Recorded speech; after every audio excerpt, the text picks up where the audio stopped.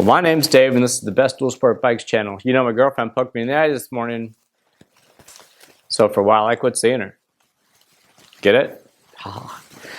Okay, this one's entitled Why the Reeds, a two-stroke reed cage with crappy little reeds, needs to come out of your intake track if you have a bike with reeds in it. And the 2024 still have the reeds, even the off-road bikes. So if you pull your air filter off and you can't see your gold throttle plate easily, then you've got the reeds. And if you had the reeds and they blew out, well, you don't, because they'd be laying on the bottom of your air filter. And this is what it looks like here for more clarity. So why do these need to come out? Well,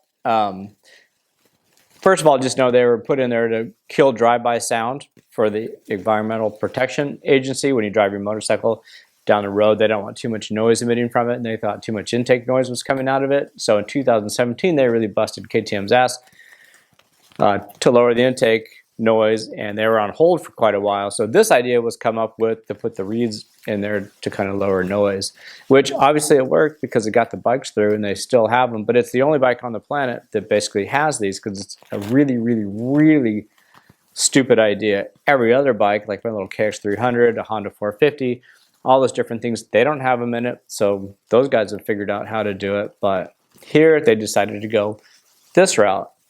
And it's moronically stupid because these little tips of the reeds, if they break off in a two-stroke, these are the cheap two-stroke reeds. This is the reed cage that comes out of the two-stroke bike.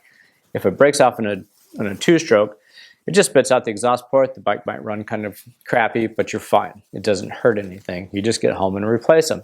If it breaks off on these bikes and this non-compressible material sticks in between your intake valve and valve seat, or exhaust valve and valve seat, as it doesn't matter how fast it's going, it doesn't compress. What happens? Your valve bends and then you're done. You lose all compression. You could be 30 miles out. That's it. Game over. You're stranded. You're walking home.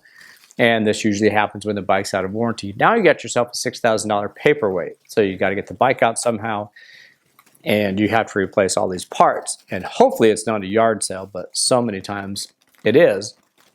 And it's 10 o'clock at night right now. And it was on a Sunday night. And it's imperative for me to make this because just had got an email. Yep, you were right. I was going to write it one more time, and then I had all the power bundle stuff, and I was writing it one more time just to go out and have fun because I didn't have time to put it in. And I got done walking home and we got the bike back, and it's got no compression. And I took the reeds out, and one of the reeds had snapped off. Now I'm screwed. So shame on me. But he's all, you really need to let people know. Even I go, there's no way, there's no way, there's no way. And I said, yeah, there's a way. And I didn't take your advice. So now I'm screwed. So please, please, please let everybody know. Hence the video. Don't do it. The downside to taking them out is you're going to get a bunch of air into the engine.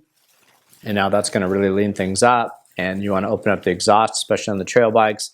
When you do those two things, you're going to need to add fuel to it. So you're going to have to go our ECU reprogramming route for the, simple $350. Satisfaction guaranteed. If you don't like it, send it back. But between getting the reeds out, getting our intake tube in there to get the intake shape back, and opening up the exhaust to get the fuel, it's a whole nother world of fun and power for only $560. But long story short, even if you go, I don't want any extra power. Well, do you want to blow it up? You're not going to have any power if you walk home and you've blown it up. So cover your ass, get them out. Watch this next video. We're going to go through different ways to do the intake tract and how different things really worked. See which way you want to go. And we'll go from there. But anyhow, thanks for watching. Cover your ass. Get them out. All right. See ya.